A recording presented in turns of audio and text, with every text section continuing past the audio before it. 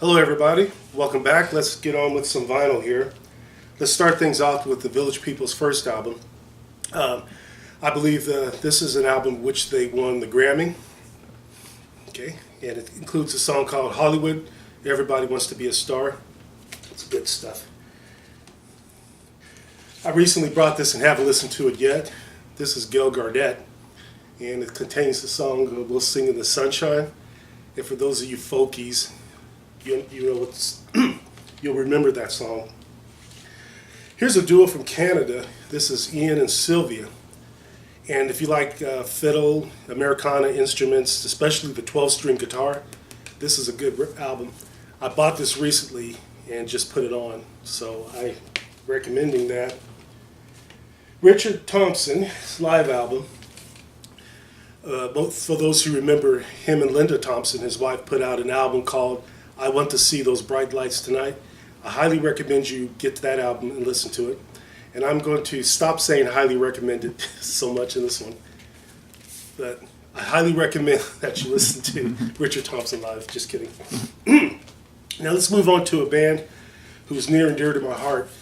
This is Sparks, and this is, I think, their 6th or 7th album. This is called Indiscreet. They're a very playful band. They have a very versatile sound. In fact, on this album, they have a song that sounds like it's from the 40s. There's a song called It Ain't 1918, which sounds like it's from the turn of the century. My favorite song on this, or two of them, is Pineapple. And the song that follows Pineapple, the name of which I cannot say, is also a good song, but you will enjoy this.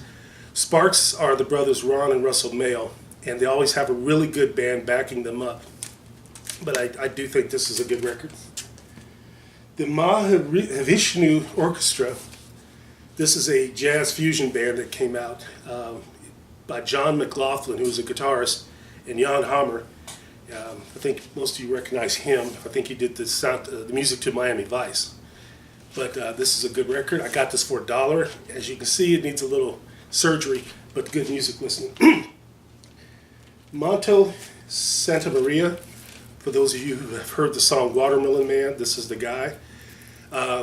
One thing I do like about jazz pressing is you always get copious bios and liner notes that you can read while listening to the record. And I wish that more albums that come out now would do the same. But I just recently purchased this one. And it says here, this record can be played on all stereo players. Isn't that cool? They just let us know. Now, some people say contemporary jazz, some people say smooth jazz. I like to use the term happy jazz because there's certain jazz music that you listen to that just puts you in a good mood. One of the brightest stars of this genre was Grover Washington Jr. He sadly died at the age of 56, but he left a really good body of work. Years back, there's a song called Where Is the Love? It was a duet by Donny Hathaway and Roberta Flack. If you listen to his version of that song on this album, it's the most beautiful thing I've ever heard. It's wonderful music, and Grover Washington Jr., this is what it's called, All the King's Horses. Check it out. Back in 1954, we had the New American Jazz Ensemble, a quartet that featured clarinet, drums, piano, and bass. They won a lot of awards for their music, and once again, copious notes of this. This is a very good recording put up by New Dimensions. Scott Hamilton and Buddy Tate are two tenor jazz performers who got together and did this album called Scott's Buddy. And that particular song has been covered by many artists, but I like the lineup on this one as well. More notes. This came out in 1981. The vibraphone is an instrument that's in the xylophone family, and nobody plays it better than Lionel Hampton. This is a great record, and as you can see, there are only 6 songs on it. Now, the way I look at it is your best jazz recordings is going to have 6 or fewer songs on it, because I think the length of the music is what makes it great. If this was a punk rock record, there should be about 65 songs on one album, but that's not this. Now, for those of you who want to know, the vibraphone has a particular sound. There's also an instrument called a marimba. If you want to know what a marimba sounds like, Steely Dan did a song a few years back called Ricky Don't Lose That Number. Now, don't listen to the radio version, but get the album, Pretzel Logic, and that very spooky beginning, the instrument you hear, that's a marimba. And so that way you'll get a little music lesson there. But if you get a chance, check out Steely Dan's Pretzel Logic as well. That's a good album. Comes to guitarist, we have Tal Harlow, 1969. This guy played excellent guitar. He does a version of Straight No Chaser, which was originally performed by Thelonious Monk, except he speeds it up about maybe 2 times the regular speed. But I like how he did it. So if you really want to listen to some good jazz guitar playing, check this guy out. Now we're going to get away from jazz and go into music from the late 70s. This is Joe Jackson, an album called I'm the Man. From this album we have songs called On Your Radio and It's Different for Girls. I remember listening to this album when I first started working at a record warehouse, and I was introduced to Joe Jackson. Later on he put out hits like Steppin' Out and Breaking Us in Two. But his early stuff's better. The penny whistle is also known as the tin whistle, also known as the, it's got so many different names. But if you listen to the song by Paul Simon, Call Me Al, that instrument you hear in the solo in the middle is a penny whistle. Also, Paul McCartney used the penny whistle in a song, Don't Let It Bring You Down, from the London Town album. This is strictly Billy Novick doing penny whistle songs. I haven't heard it yet, but I like albums that kind of venture into a particular instrument, especially Celtic instruments that are kind of rare listening in the United States. Blackfoot had a hit with a song called Train Train. This one here is Marauder. It's a promotional, and have not listened to this one, but if you like Southern rock, this is a really good album to listen to, really good group. A group I do listen to a lot, of course you probably already know, the Ohio Players. This is Honey. The song Love Roller Coaster is from this album. And there's an interesting story behind that song. If you listen to it, somewhere in the middle there's a break in the music and you can hear a woman screaming. There was this rumor going around that some woman was murdered in the studio. I can't even tell the story with a straight face. But some woman was murdered in the studio while they were recording. But the truth of the matter is, it's a song about a roller coaster and people scream on the roller coaster. But I think little urban legends like that make something interesting. But in addition to Love Roller Coaster, we have Sweet Sticky Thing, which is a great song, and Let's Love, probably one of the best songs that they've ever done. From Norway, we have Røyksopp. This is called, The Understanding. If you like M83, you will love these guys. Very fragile yet soaring, ethereal kind of music, something that you'd hear in a soundtrack, and it's just beautiful. You can imagine yourself on a cold Norwegian night looking out into the stars, sitting in the snow, listening to this. It's really, really good. A lot of British groups pride themselves in sounding American when they sing, like the Beatles. Of course, the Kinks had a very British-sounding cadence when they sang their songs. Pete Hamill is the most British-sounding singer I have ever heard in my life. This album here is called Fool's Mate. And you got to listen to it because it's just kind of a fun album. Also, I'd like to say something for all you chess players out there. This piece here, it's not a knight, it's a horse. So just thought I'd share that little bit of wisdom with you. Okay, back in the day when Johnny Carson was the big talk show host guy, Doc Severinsen was his band leader. And some of us forget that he was such a good musician because we just thought of him as the guy on The Tonight Show. But on this album here, which is called Trumpets and Crumpets and Things, he really shines through with his talent as a trumpet player. If you want to hear a jazz musician who's just as good, check out John Faddis, Faddis. He's not a slouch at all. And we got some disco. This is Supermax. I don't remember listening to this, hearing it, but I am going to definitely give it a shot. Now, when people were listening to disco when I was growing up, I was listening to music like this. This is Head East. This is their live album. They had a big hit with the song There's Never Been Any Reason. That is on this album, as well as a really beautiful song called Love Me Tonight and City of Gold. So if you want a good live album experience, check out Head East. Flat as a Pancake is a really good album if you want to listen to some studio stuff. The lead singer to The Loving Spoonful, John B. Sebastian. I just recently got this, so I haven't heard it yet. I'm sure it will be good. If you want to listen to a good John Sebastian solo album, check out Four of Us. I kid you not, if you want to hear a disco version of Stairway to Heaven, there you go.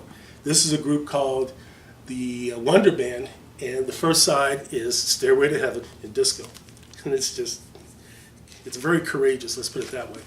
So I kind of like that cover too. Blondie's biggest album, this has Rapture and Tide is High on it. This is called Auto American.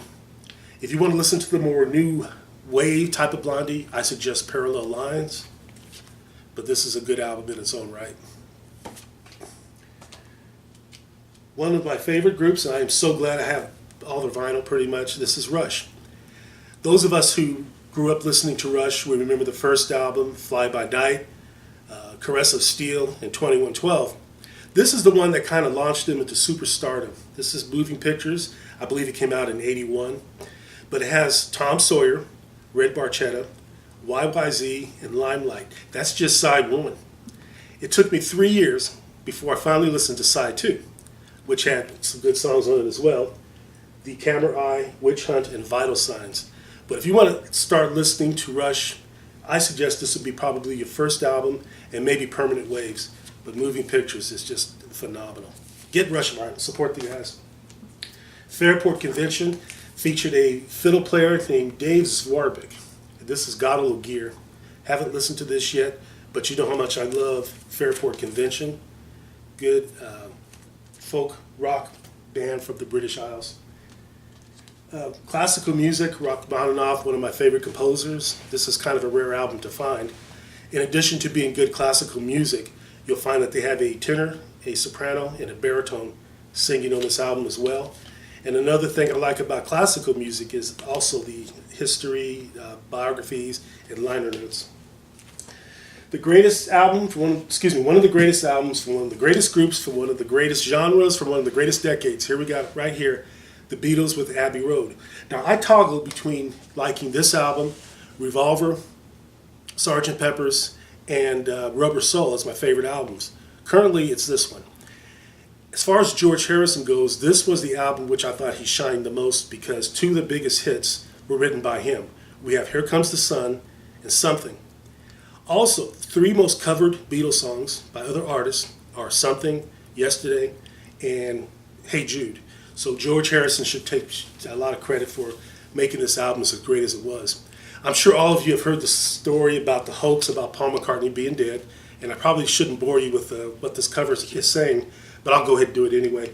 Supposedly John is the preacher, Ringo is the undertaker, Paul is the dead guy because he's not wearing shoes, and here we got George is the gravedigger. The license tag on the VW says 28 if, meaning if Paul McCartney were still alive, he would be 28 years old.